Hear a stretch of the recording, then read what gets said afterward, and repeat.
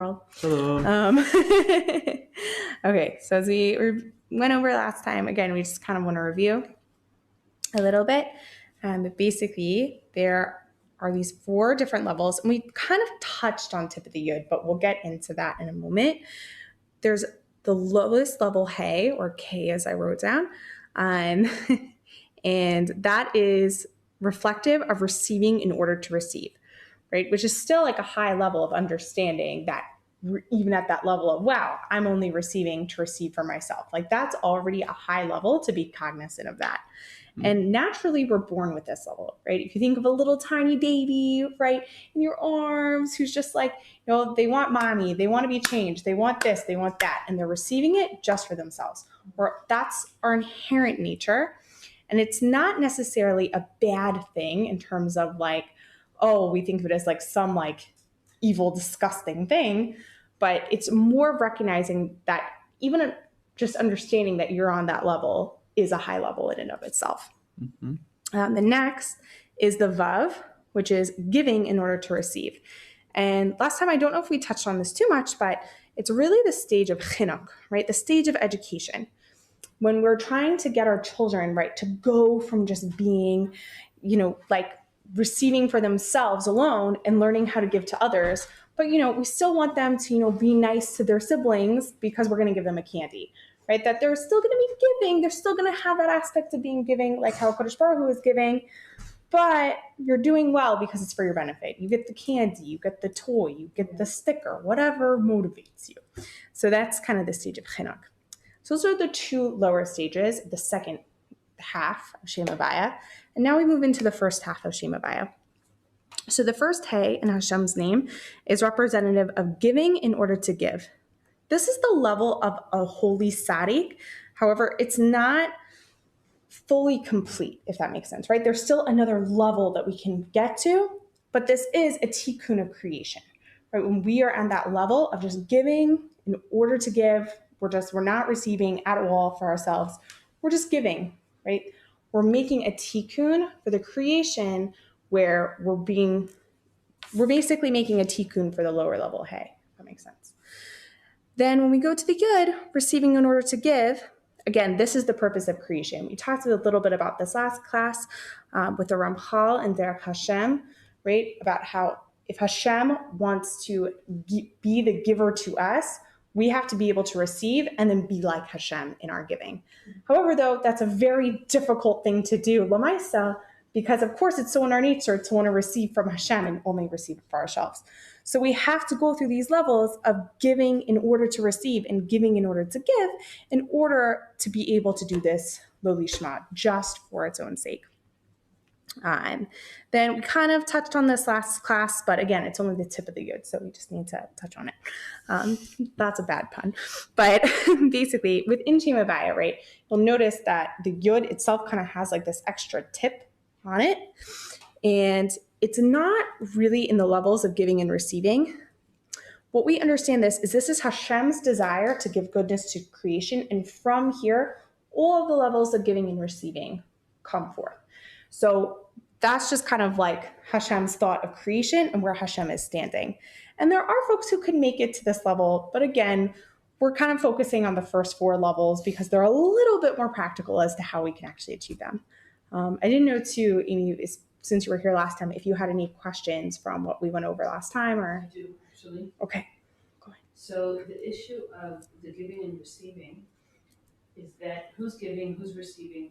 I mean, I see that we're the ones giving and receiving, but from who? From Hashem? From other people? It's a very good question. So there's some aspects of, obviously we always inherently sort of receive from Hashem inherently, right? The fact that we have a heartbeat says that we're receiving something from a Kodesh Baruch Hu. When you're in the level of giving in order to give, this is more about having my mind.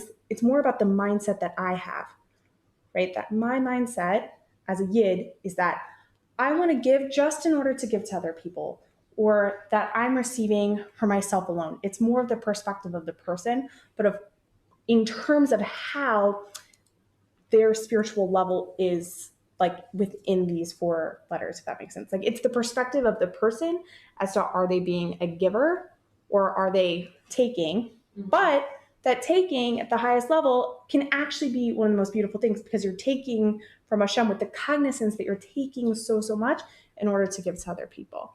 So it's more the perspective of the individual. I didn't know if you wanted to follow up more with that, since he studies this literally all day long. It's between two people. Mhm. It's between two people, giving and to give. It's between two people. So that it's more about the interaction The between interest us between and us other people, and other people. as opposed to And us that and is Hashem. what, if you do good to other people, or anyone does good to me, that is, it means it's good, we are doing good to Hashem.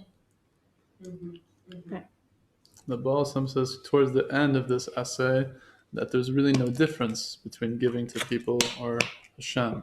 Meaning from our end, in terms of our refinement of self, our quality of trying to receive and give, it's the same whether it's Ben Adam L'Makom or Ben Adam L'Chavera.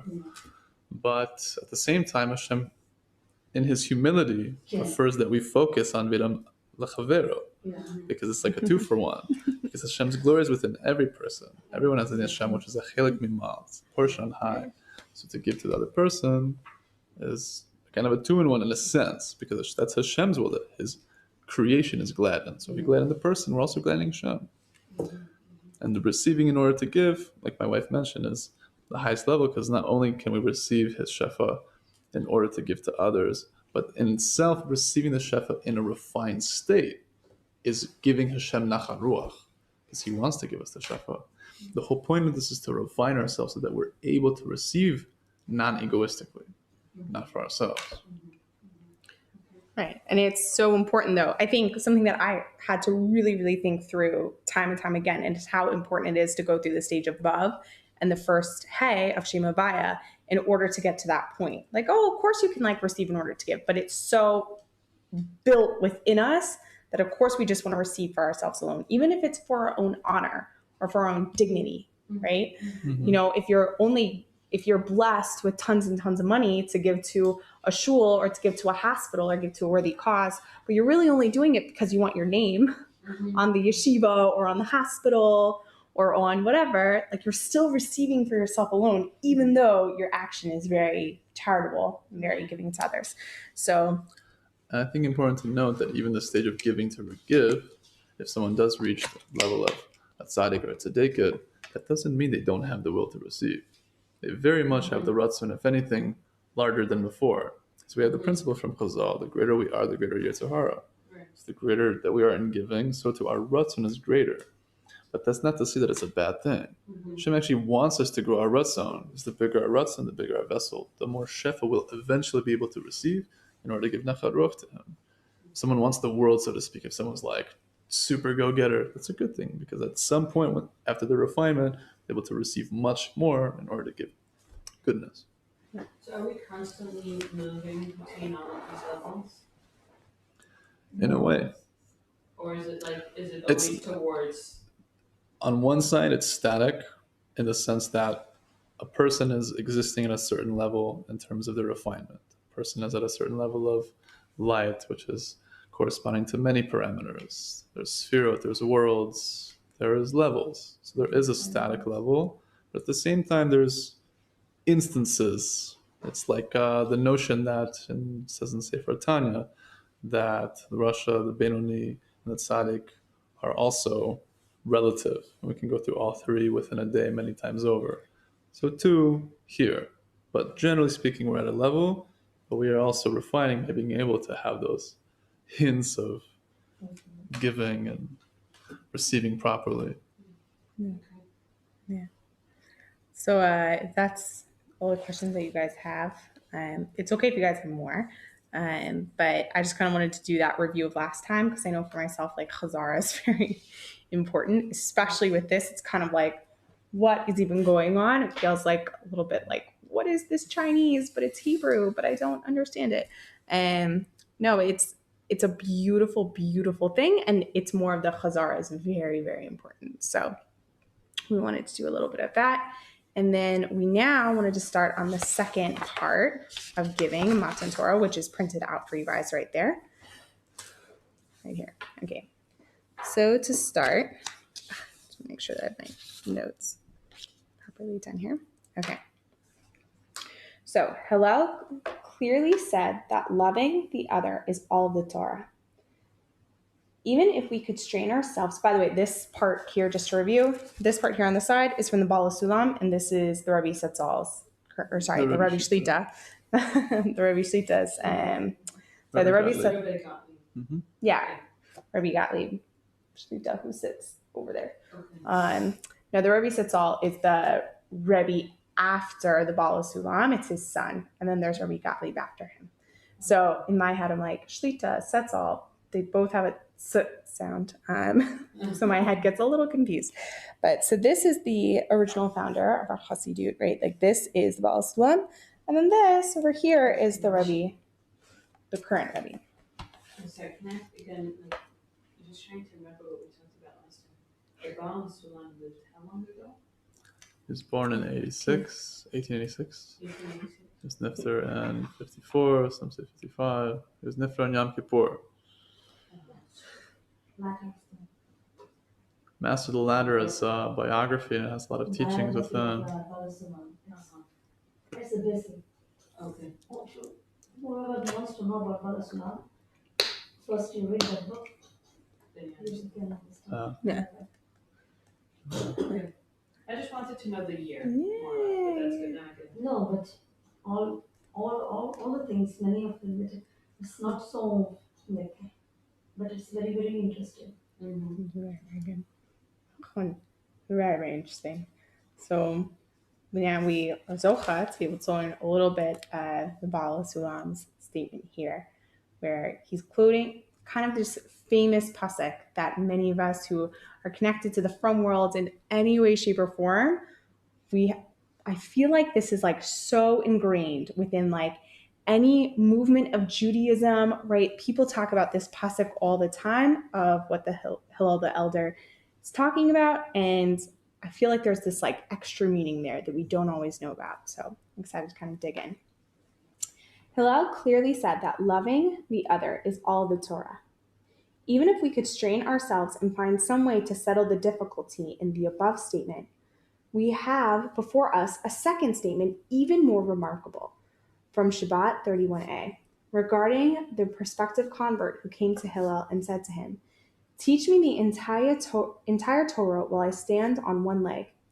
Hillel replied to him, "Whatever is hateful to you, do not do unto your fellow.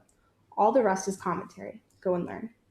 Here we have a clear pronouncement that nothing has more significance in all of the 612 mitzvot and all the verses of the Torah than the one commandment, and love your fellow as yourself, because they come only to explain and enable us to fulfill the commandment of and love your fellow as yourself to its full extent. For Hillel explicitly states, all the rest is commentary, go and learn. That is, all the remaining contents of the Torah are an elucidation of this single commandment, and it is impossible to complete the commandment of and love your fellow as yourself without them.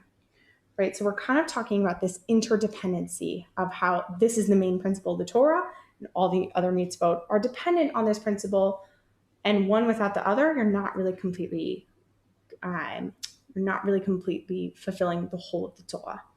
So what's interesting to me is there's first line, right? Even if we could strain ourselves and find some way to settle the difficulty in the above statement. So oftentimes, right, my husband and I like to talk about how our current Rebbe is kind of like Rashi, right? Because he's kind of taking what the Baal Sulam's writing and breaking it down and integrating things in a way that people can understand. And mamash, like there are times that there's just pages and pages of commentary on things that the Baal Sulam has wrote on the Zohar itself. And it's like, whoa, like another level. So not only does that sort of feel like Rashi here, but it also feels like Rashi to me in what the Rebbe Shlita is about to say. So Rabbi Akiva said that this is a great claw. And indeed, he shows to be a general principle, but it still may not be unique, for there are other principles. This particular general principle might be seen to include as its particulars the interpersonal mitzvot, but not the mitzvot between each individual and God, right? So while it seems that this principle is kind of, the Bein Adam L'Chaveiro, it doesn't really seem like it affects your Bein Adam L'Machoms. So therefore, the Baal Sulam quotes Hillel's words to the convert, for it's explicit that indeed, and love your fellow as yourself is the general principle of the Torah. Then, after having brought the words of Hillel, we must interpret also that Rabbi Akiva has intended that love your fellow as yourself is the general principle of all the Torah. So this reminds me of like a lot of grammar Rashis back from the seminary days of is it a or the principle, right? And he's kind of saying that, okay, specifically looking at Hillel's words, this is the principle of the Torah, that there's no way that we can get around the fact that like this is the principle. This is the ikr of what it means to follow the Torah, is this specific principle. I think a lot of the times we hear about this in Judaism, right, about how love your fellow as yourself. You see the bumper stickers around Eretz Yisrael. But like, what does that actually mean, Lamaisa? Right? Like, it's so nice to be like, yeah, we're gonna like love people, we're gonna care for people, we're gonna be there. But like, what does that mean, Lamaisa? So now the Baal Sulam kind of goes into, the Rebbe Shlita is going into what does this mean a little bit more practically here in comment 29. So there are two levels in the mitzvah of and love your fellow as yourself. Two levels for this consideration of the other person. The first, don't do to your friend what is hateful to you. And we usually fail to abide by this, which is very sad to read that, but alas, we often fail. For example, oftentimes we're preachy to others, although we wouldn't want them to preach at us, and no one wants to do what they are told unless they are told by a great person. The second, do for the other whatever will make him or her feel composed. These two levels parallel avoid evil, the negative, and do good, the positive.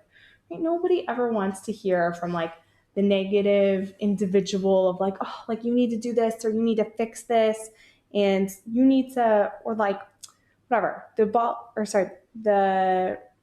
Rabbi Shlita is basically just going into that we don't want to abide by like, oh, we have to like go up and do something, right? And this is kind of what the Rebbe is going to go into here. That according to this, why did Hillel choose to present the convert the negative side of and love your fellow as yourself? That is, don't do to your friend what is hateful to you. Why didn't he tell him directly the positive side? One answer is that the negative side is more understandable, as it fits into the usual mindset. For anyone can appreciate that whatever is hateful to oneself is certainly not something that we should cause another. However, it's much more difficult to understand that I have to get up and do something for others the way I do for myself. And since we are dealing with a prospective convert who wants to take on the religion of Israel, Hillel started him out on the easy path. But he said to him, you've got to complete also the rest of the Torah. The rest of the Torah is an elucidation of this. Hillel relied on the light of the Torah to gradually show the convert the required development of an individual to get the complete realization of and love your fellow as yourself. So just to kind of bring it outside a little bit, what I think is very important to recognize here is in general, ladies, like it's easier to sit back and not do anything sometimes, to be told, okay, just like don't do anything hateful, just don't do an action at this point, right? And I think that that's an important part of our spiritual work as well, right? Like when we're talking about these levels of going from receiving in order to receive, going through in order to eventually receive in order to give, it's so important that we learn how to be proper givers in order for us to be able to receive in order to give at this high level. Why do I think that that kind of relates to this? Right here and what the Rebbe is talking about is because, of course, there are individuals who can automatically like take action, right? They automatically want to go out and do something and care for another. But it's important to realize that in that caring for another, you could be that person who's lashing out on someone who's kind of being like the nosy know-it-all into another person's business, right? It's so clear to me, especially that I think that kind of the principle from here that kind of relates to the levels of giving and receiving is that at first you just kind of have to sit back and like absorb, take it in, right? That we're not supposed to do evil into another person, and that we should be doing good, but we have to understand what the good means. And that's a part of going and learning and continuing our learning. But it's important to always have that key principle of loving the other as ourselves. Yeah. You want to add something? The Baal Salam said that he said he wanted to just add and give oomph to the notion of loving the other. And he said that it has to be actualized. So what does it mean to really love the other? It means to give to them. So love your fellows yourself, okay, but what does it mean practically? So what we're talking about is giving, quite simply. What does that mean? Obviously, there's a lot of intricacies depending on the relationship, but Right. we should ask ourselves, what does the other person need? What are their needs? How can I fulfill them? Right. And I What's think your question? I wanted to say something that, Yeah. like you were saying, if you see the other person, you want to jump in and help and do something, but at the same time, not only do we need to first absorb, but I would think that we also need to do maybe a cheshbon nefesh. Like, what is my intention exactly? Mm-hmm. Am I giving tzedakah in order to put my name on the building? Am I giving this person help because I want them to pat me on the back? Like, so it's not just absorbing, and but I think the person also really needs to have a certain level of self-awareness as well. Yeah, I think We that's should always think, when he's giving, we should always think why I'm giving, Mm-hmm. Exactly. why I'm giving, Mm-hmm. for what reason I'm giving it. This should be always in your conscious mind. Of course. Why I'm giving this. And the Baal Salam says, just one who is even aware and makes that cheshbon nefesh and sees that, okay, my intention's not there. What can I do? I'm not a tzaddik. I'm not giving totally altruistically, but at least I'm doing the action. Just seeing that, having the awareness, is a tikkun in itself. And it's a first step to do more and slowly build to actually get that authentic intention. Yeah. Right. And I think it's also very interesting that at first it's easier to be passive than active, but we're going to kind of go into that a little bit more. But that passiveness is actually an important part of the spiritual work at first, saying like, okay, I just need to sit here and absorb, right? Like I myself, like being a chotzer b'tshuva or a bal tshuva, right? Like at first you kind of just have to sit and absorb like what the heck is going on. Like I couldn't just go and like help someone in a kosher kitchen because I just would have traded the whole thing up like immediately. But having to just sit and absorb is so important, especially with Hillel here, which for me personally, feeling like Hillel is being so on brand, starting him on the easy path, having that Hasidic caring side to him. He's saying that you need to, just kind of sit back and learn and absorb in order to be able to care for someone. But again, exactly as you're saying, Amy, like with the right intention and really for the other person. Regarding the convert saying, teach me all the Torah while I stand on one leg, there are many meanings. The simple meaning, teach me briefly the essential principle of the Torah, right? Like, I think that's generally what we kind of hear is like, the amount of time it stands to stay on one foot. Like, that's super pshat. The Torah. But there are other meanings, because like, welcome to Judaism. Human beings walk on two legs. One is called affliction. The other is called pleasure. For afflictions push us from one state to the next, and pleasures pull us toward them. Thus, the concept of walking is a physical illustration of the abstract concept of the transition from one state to another.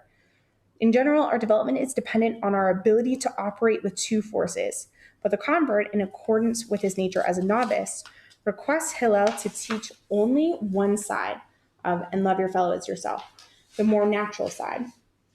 That's the idea of one leg. And that is the leg of afflictions, namely whatever afflicts you, don't do to your fellow, right? So it's easier for this potential convert to be a little bit more passive, right?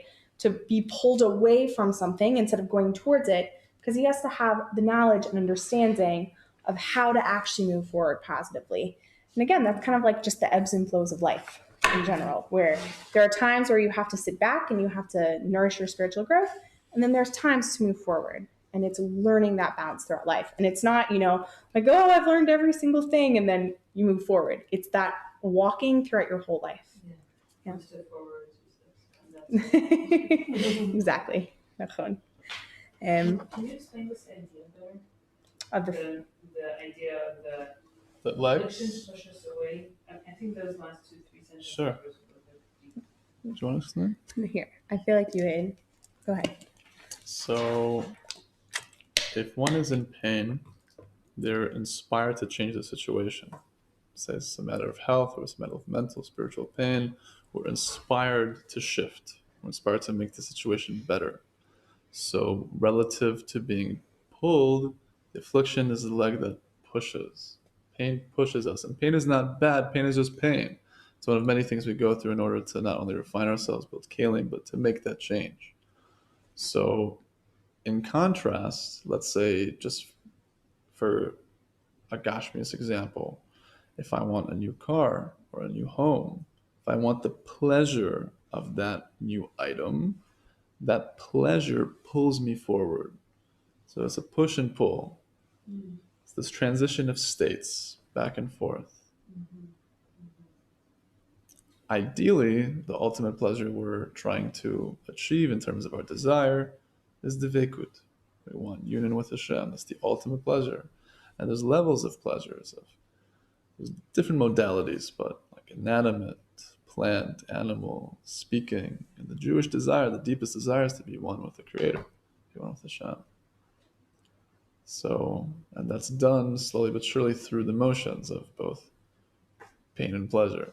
If it wasn't for our servitude in Mitzrayim, we wouldn't have had Gula. We need darkness to appreciate the light. And additionally, too, the idea of standing on the leg of afflictions, right? We all understand that we have like ebbs and flows in our lives. We have setbacks and we have things that move us forward. A part of that leg of afflictions pushing you back is like, okay, I'm supposed to love someone as I love myself. Okay, I don't always like my setbacks, so I don't want to set anybody back. I at least, want to have like the doctor's code, whatever it's called, the do no harm. I at least want to do no harm because that is like very pashut to understand. But how to give pleasure to someone else, that I kind of need to really work on. So that's it's just like a deeper illustration of that, and that the legs themselves are an illustration of the ebbs and flows of life. And I think to note the end of what my wife said, that's the idea of one leg, and this is the leg of afflictions, namely whatever afflicts you, don't do to your fellow. And I think the depth of that is the notion of arvut, mutual guarantee, that we're all mutually responsible. We're in the same boat. If I afflict the other, in reality, I'm afflicting myself. So if I also benefit the other, I'm benefiting in the deepest way to contemplate all of reality. Also brings a beautiful example. Just you have a tiny seed, you put it on the scale, it's going to tip the entire scale. So to the smallest mitzvahs we do, even saying a shako, can tip the entire world to the side of merit, as Chazal says. So I think also the notion of the pleasure and the pain, as we refine ourselves, is to, in essence, attempt, as we see here with the levels, be more giving and be less receiving. And we see that in the insert in davening during the winter, in the first three brachos. We say, Mashiv Haruach Amor the Geshem, returns the wind and descends the rain. But the pnimius of that, the inner idea of that, Mashiv Haruach, Shev, return, Ruach, Ruchnias, return, realign, come to giving. Morid HaGeshem, Yored, descend, lower the Geshem, lower the Gashmias, lower the receiving. Because the Baal Shalom says very simply, giving is spiritual, receiving is material, which means that one can put on tefillin, and if they want purely to receive for themselves alone, meaning I want reward in this world and the next, and I'm not thinking so much about Hashem and the benefit of humanity, that action can technically be 100% material. That's not necessarily a spiritual action. And this parameter is like a chiddush, because prior to this clear, like giving, receiving, that's what everything is about. Prior to that, you could say, well, no, the parameter is, it's a mitzvah, it's a holy thing, and it is. It definitely has the aspect of bringing light into the world. But relative to the idea of refining ourselves and where our intention is, it's not so pasha. We have to check ourselves and do that cheshbon nefesh, see where we're coming from. Right. Additionally, I'll just finish up with this last paragraph here and just a quick story before my husband kind of takes over to tell you all a little bit more about the modalities of the will to receive and some other really commentary, but just to kind of end off this short paragraph. Similarly, our sages say in Pesachim 50b, a person should not always learn even without pure intention. A person should always learn even without pure intention, lo lishma. That is, you should start with the side of the Torah that is more natural to you, while your direction should lift you up slowly from the nature of self-love, right? So that even if, some people say like, oh, I just can't learn this. I'm not going to be doing it for the sake of Torah itself. But if you go from a point of saying, okay, but I want to be there, even the want to want is a holy, holy place to be. And it kind of makes me think too about sometimes also putting yourself in that situation where you want to love another person is really, really incredible to our spiritual work. And sometimes we don't always have a choice of this. And something that came up to me this week while preparing this class was, if either of you know Rebbitzin Esther Hamilton, she is an amazing Rebbitzin out of the UK and also has a really nice Instagram channel, just to put it out there. She's a very nice Instagram page where she does a lot of chizuk, a lot of Torah inspiration. And she actually once told a story about, she got married, her and her husband came to Eretz Yisrael for a year for him to learn. And in that year, a year after they got married, like Baruch Hashem, they had their first child. And at first, they had the baby. They even had the bris. It seemed totally fine. Then at day 10, all of a sudden, her brand new baby started having seizures. Please God, we shouldn't have such things, in our lives. This terrible, terrible thing of her baby started having seizures. And they took the baby to the hospital. They didn't realize that there were kidney problems with the baby. There were holes in the baby's heart. Don't ask me how this baby got discharged from the hospital initially. I have no idea.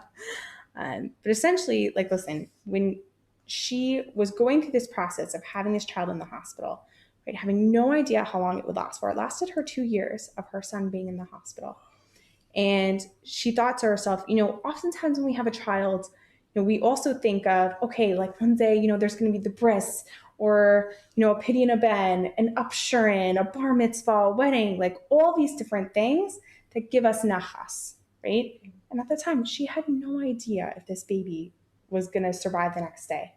She just realized, I love this child just for my child existing, not even to give me nachas, that just because my child exists. And she really felt like she learned how to love through that experience. And I think that is such a powerful example. And I hope we don't ever have to go through something so traumatic for us to learn that. But the baby survived, was in the hospital for 2 years and then survived. But still, I hope that we never have to go through something like that. But I think it really, really paints this powerful point that learning to give to another human, to give to another individual is so you never know when Hashem's going to throw you that opportunity to work on that. And hopefully it's not in such a difficult situation. But really, in that case, she just kind of had to be okay, I just love this child because this child exists and because. And I think that that's such a amazing, amazing illustration of how we, please God, should love all Jews in the world. Mm-hmm. And just be that loving, caring light of Hashem's light and really being Hashem's ambassador in this world. That, I might not receive anything from other people, but it doesn't matter because I want to be like Hashem and Hashem's giving to me. And how many times, am I taking from Hashem and I'm not really giving Hashem the right, gratitude, the right giving to Hashem. So it's an amazing story. But yeah, that I just thought kind of fit in well into this of whoa, just the power of love is more than, it's more than just a song by Huey Lewis in the News. Remember that from back in the day.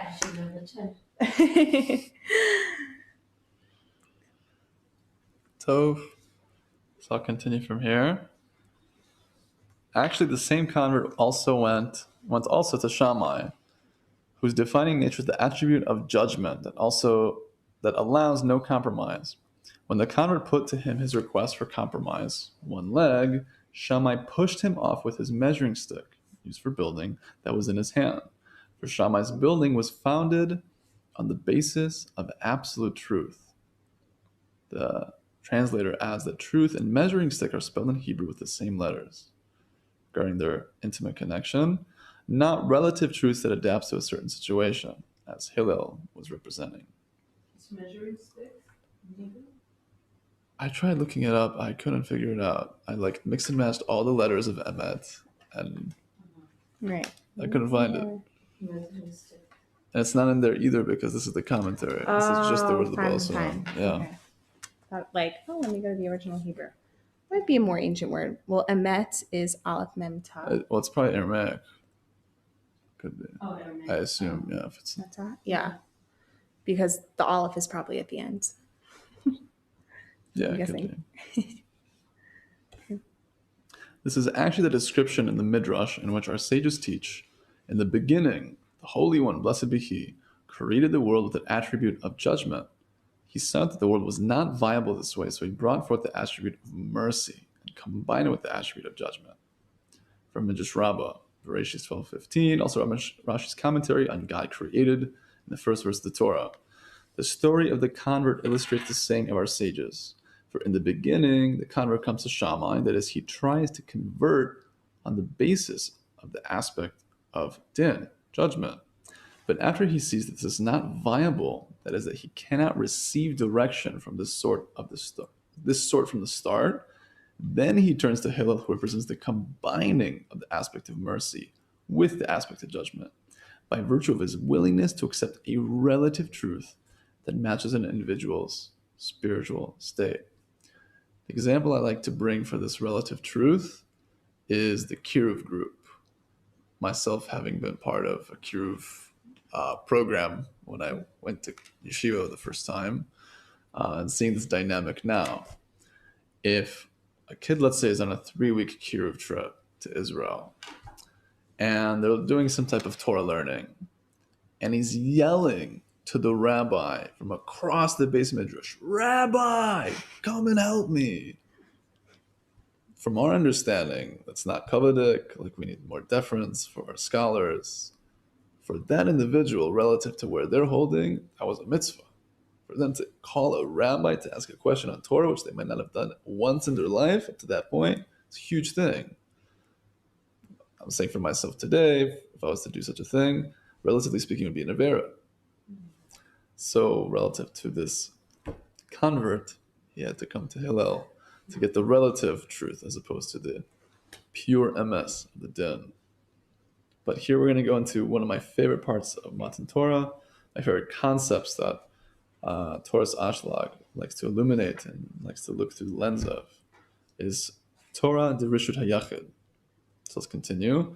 According to Torah de Rishut HaYachid, the method of interpretation sees all aspects of the Torah as descriptions of the inner workings of the individual soul.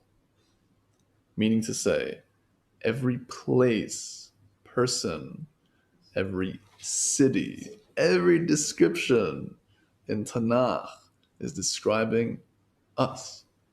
The Torah is literally a story about you and I.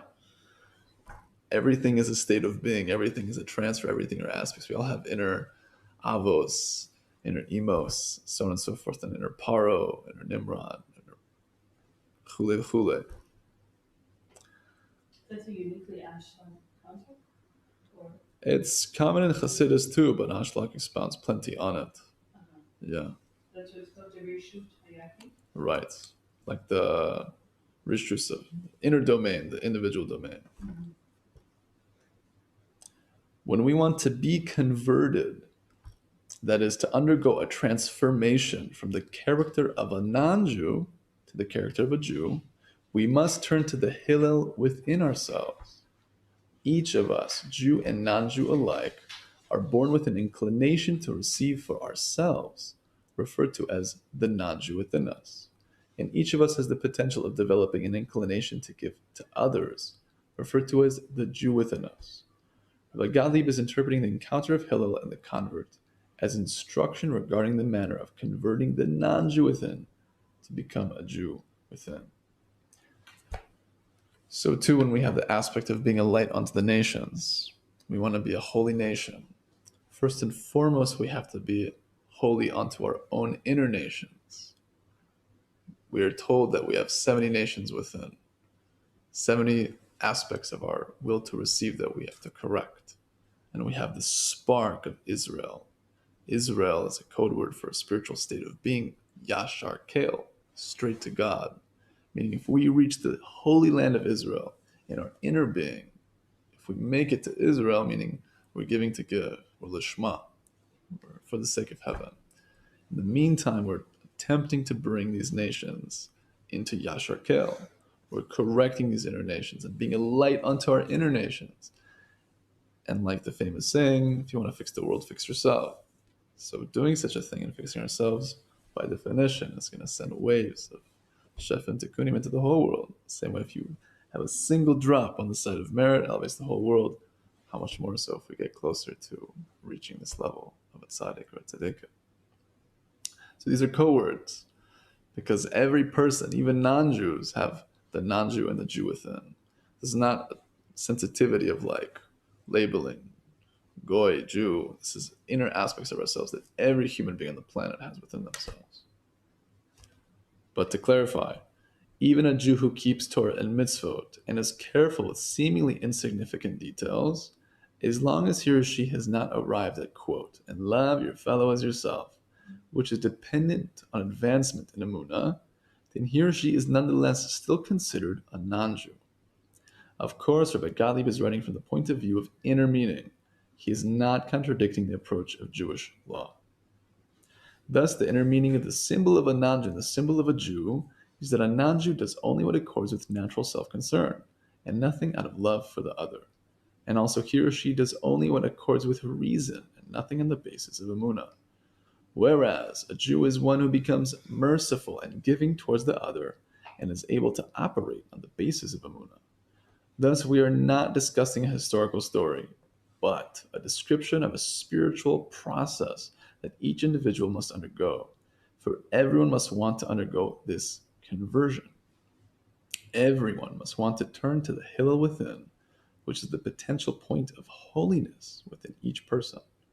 Each of us must connect with that point, reveal its light, and begin to live according to the principles of that point. I think it's important to note holy. What is the potential holiness? As we know, like if we were to sanctify something for the Beit HaMikdash, we're separating it. Kadosh comes from the root of separation, something distinct, something unique. So relative to our inner work, what does it mean to be holy? We are distinct from our will to receive. We're holy because we're separated from our ego. We're elevated to a place of godliness, of giving, loving, being compassionate, so on and so forth. In contrast to our born nature, which the Kabbalah describes as our chomer, our natural raw material, just as Adam was made out of chomer, so to speak, out of clay, out of the dirt, out of earth, meaning to say, even he was made out of this pure desire, because all of creation is desire. Chomer is the same letters of chamor, of donkey. So when Chazal tell us that we're born a wild donkey, it's meaning to say that our born nature is of chomer. Our raw material is that of animalistic, meaning we receive for ourselves. We're born with the goyish nature, so to speak, this code word meaning self-serving, and we're attempting to reach the status of a Jew. So obviously, halachically speaking, we're Jewish. But the bitter truth here is that in the deepest sense of the word, we're trying to become Jewish. Because the Jew in the deepest sense of the world, to be in Yisrael, is to be Yashar Kel, is to be Lishma, is to reach to these high levels of holiness. I'd also kind of add to that point too, that oftentimes we're talking about coding within the Torah, but we also have an understanding that like halacha lamaisa is still important, and that, you know, all these things physically are still so important. You know, a non-Jew still isn't going to like open a bottle of wine for us, even if they're at a high level, more than like a halachically Jewish person. Like there's still halacha lamaisa that comes into play. I feel like I'm the gavura sometimes. That's like very, you know, like okay, there's still halacha lamaisa. What we're saying is that we truly believe that a Kadosh Baruch Hu is putting these spiritual principles into the world through the physicality, for something that we can physically understand, for us to be able to teach us a spiritual lesson. So it means that we have the idea of Jews. We are a goy kadosh, right? We are supposed to be the light unto the nations, Hashem's chosen people. right, chosen to be representatives of Hashem in this world. But it doesn't mean that there are non-Jews who cannot reach a holy purpose.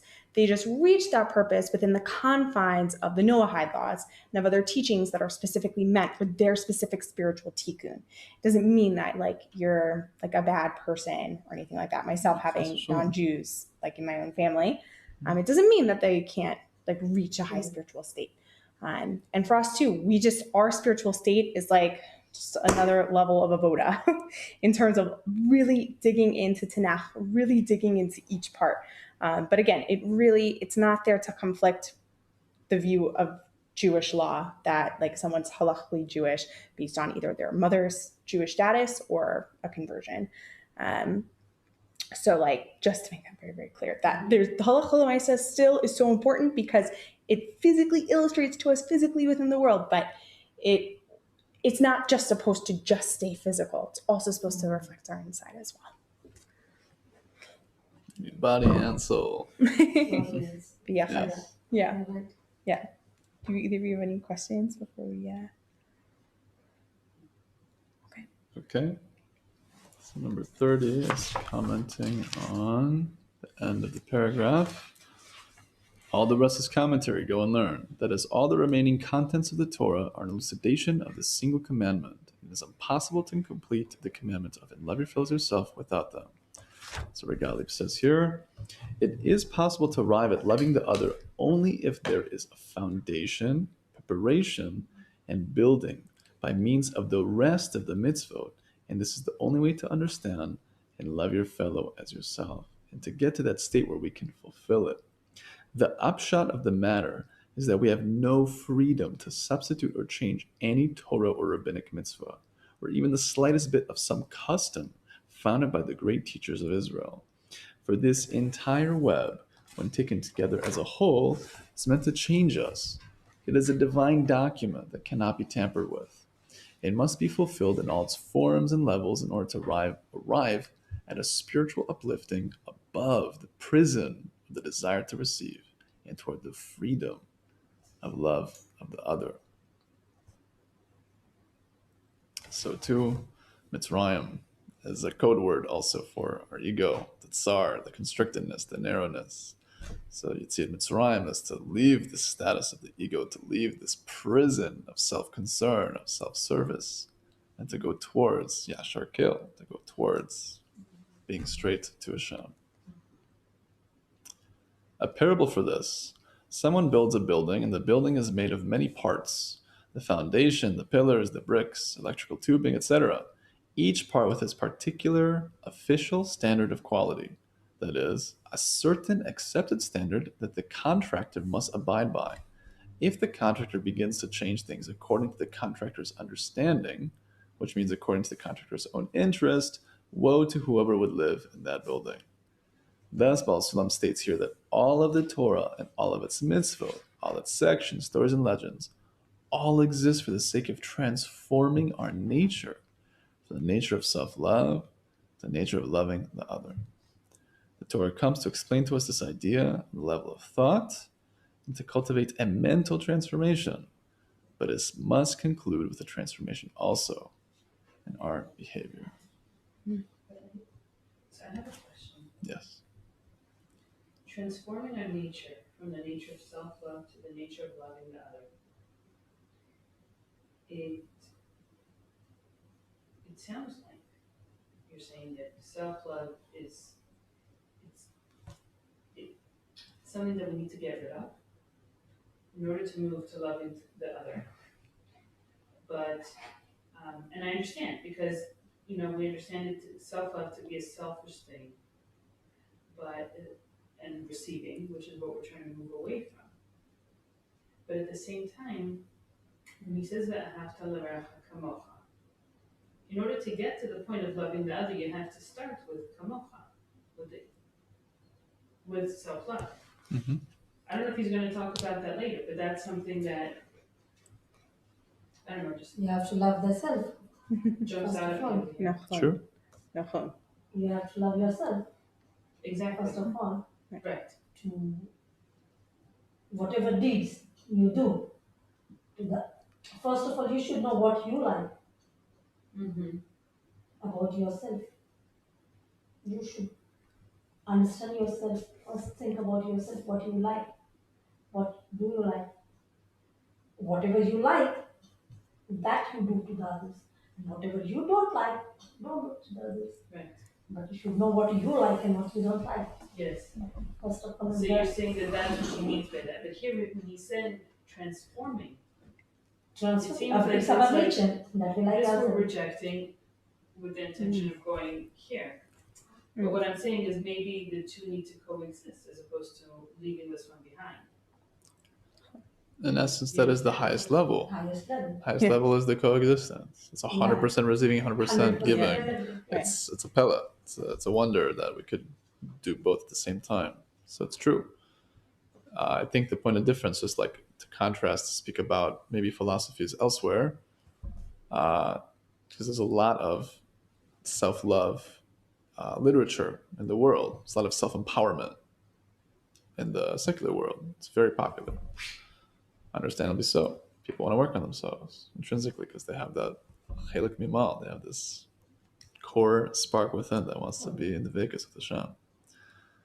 So that in essence is still self-serving. It's still for oneself alone. I don't think the notion of loving oneself is necessarily egoistic intrinsically if it's coming from the framework of Shem made me. Shem loves me absolutely. Of course I have to love myself. If I didn't, I would be saying something, I would be speaking Lashon Hara against Hashem in essence. So it's true. It's a foundation. It's very much so.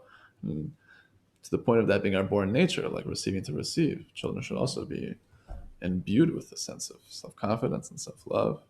And then slowly but surely to understand that that's coming from a holy place of their neshama, their chelik mimal.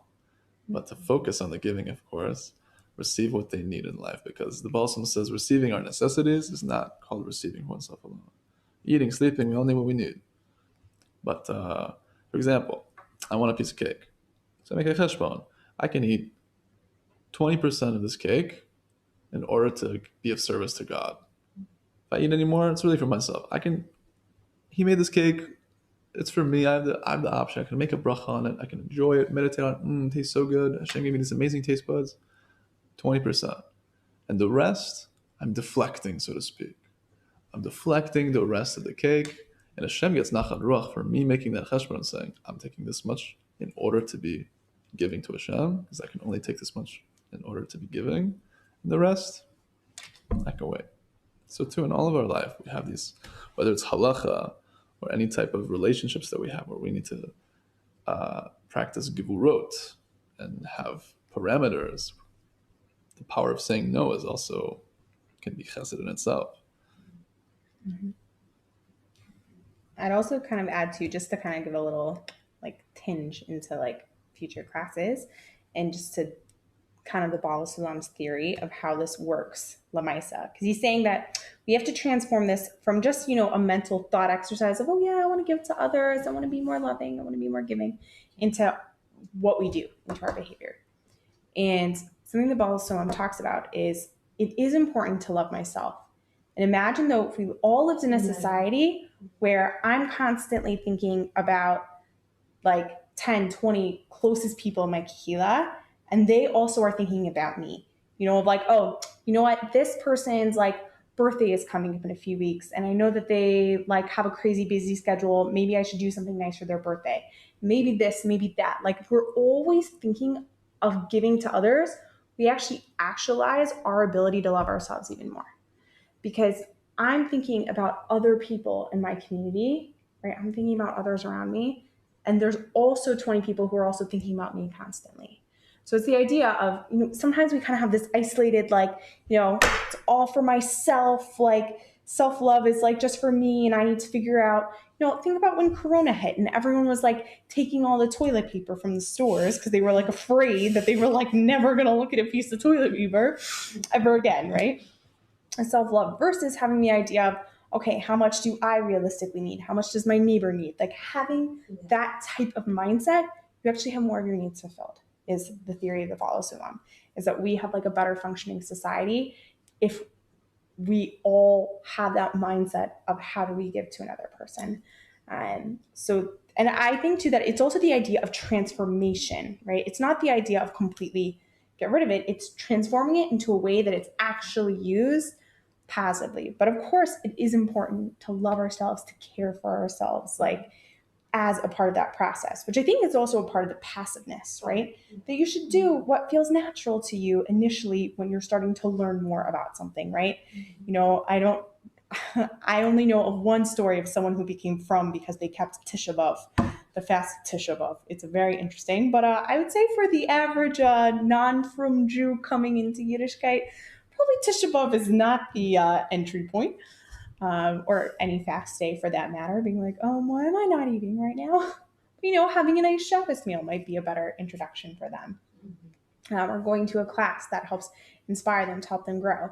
That's the beginning, but it's more of learning to look outside of yourself in that development, and how we end up having a better society, and we end up like being able to actually fulfill our tikkun and our purpose of creation.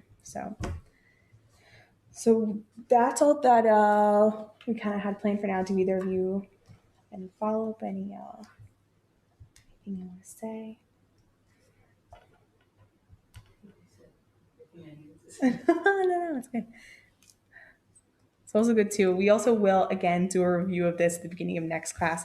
But again, the modalities of the will to receive that are on here, right?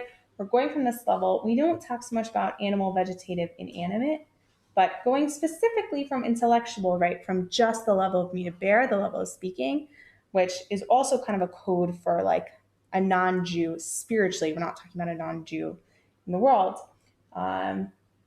Going from that to the godly or the Yehudi, that we're becoming Yisrael, Yashar Kale, right? Straight to Hashem. And what does that mean for us, right? And specifically in this class, we're talking the context of Jewish individuals. And what does that mean for us having the Torah? Again, the whole essay is called Matan Torah. So how do we really receive it?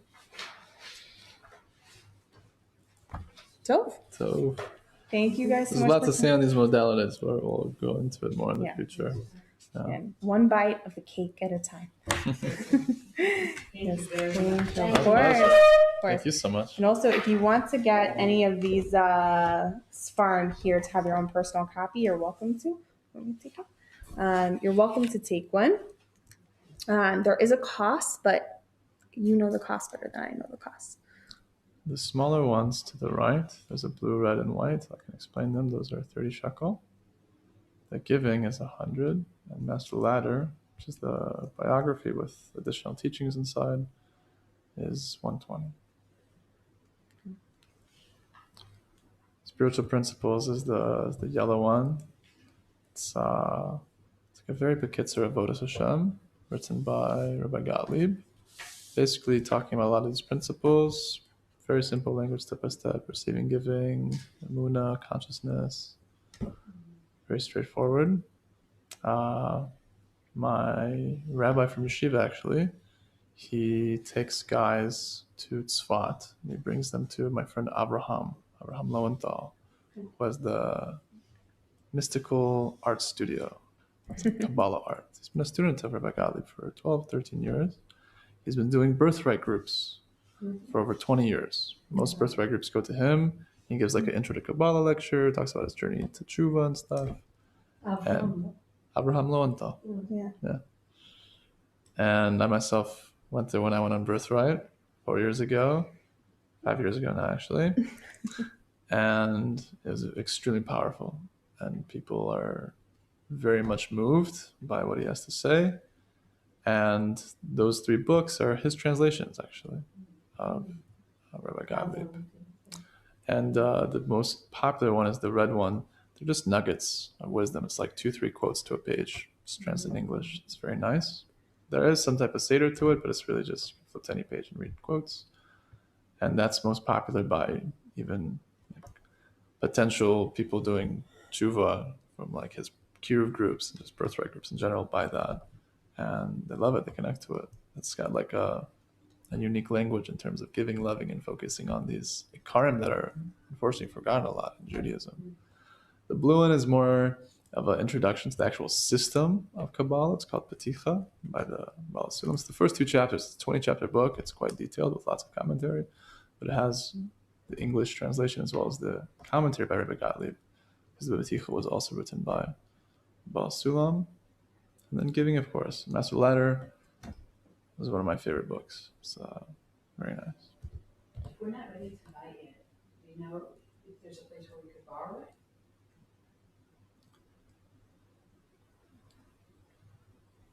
I have copies. We do have them. Yeah. Yeah. Happy to ask us. We're happy to. Yeah. So if it's not, Not at all. So Yeah, if there's a particular one you'd like, I might have it on hand here because I have. I'll ask my husband. I think one of them I thought I saw in our house. It could be that my husband borrowed the yellow one. But I'll ask him So Okay. because Totally. he's all new. And he's more. The small, the blue one costs how much? 30. 30. Yeah. I don't have only that blue one. I have no other ones. Yeah. If we're just starting out, the blue one would be the way to go. If one wants an introduction to the actual like system, if you actually want the learning of Kabbalah Mamish, like learning about the Sefirot and the worlds, and also its relation to us, because all of it has to do with inner work, then that's a good intro. A book that's not here that I would recommend even more so is the Introduction to the Zohar by Baal Sulam.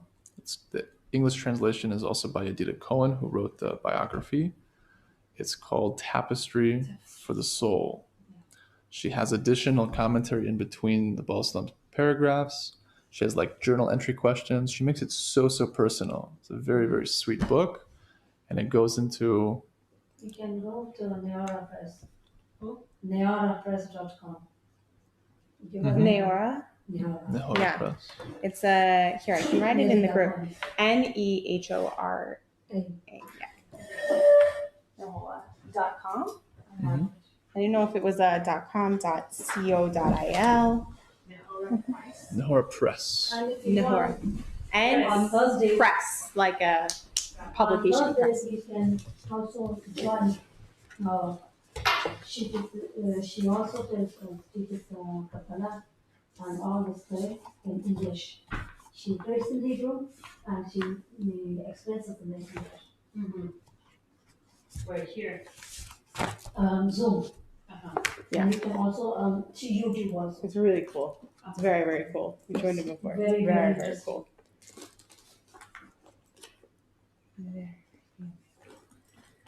I think I have to start slow Oh, of course. and like let it sort of like sink in. Oh, of course. Are you kidding me? Like, I remember my husband and I were first dating, and I was like, everything's Chinese. I tried reading Giving. He gave me a copy while we were dating, and I was like, it's all in English, but it looks like Chinese to me. Like, I was so confused. It took me so long of like sitting with my husband every day at breakfast, just going over like simple, like literally it takes a long Yes. time to go into all. No, This it is takes the one. Yeah, this is the one that I recommend most. It's like an She always talks on inner meanings of Torah and Kabbalah and all those things. It's got a... This is your copy, or this is the Schultz basement copy? copy. Yeah, this is your copy. Huh? I have to order from this, the video. We don't have it? I think we have these in the warehouse. Do you have it in the warehouse? I want to buy it. I didn't see it today. I was looking for this. I grabbed all these from the warehouse today. I did not see this. Tapestry, I think it's not there. Yehudim of Ashlag is the Baal Sulam. It's got a Haskam on the back from Rabbi Lower Jonathan Sachs. That's all. Oh wow.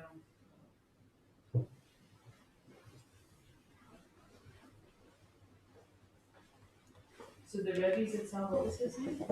The Rebbe Zitzal was the Baal Sulam's first son and successor. It's Rabbi Baruch Shalom. Ashlag. Shalom. Baruch Shalom.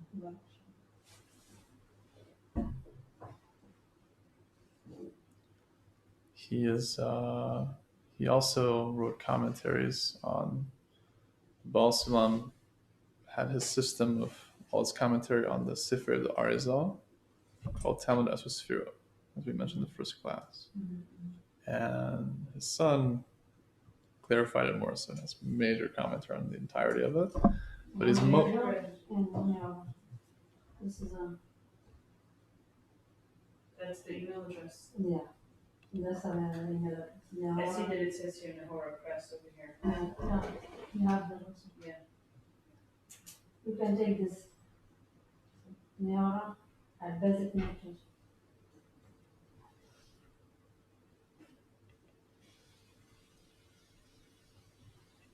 Okay.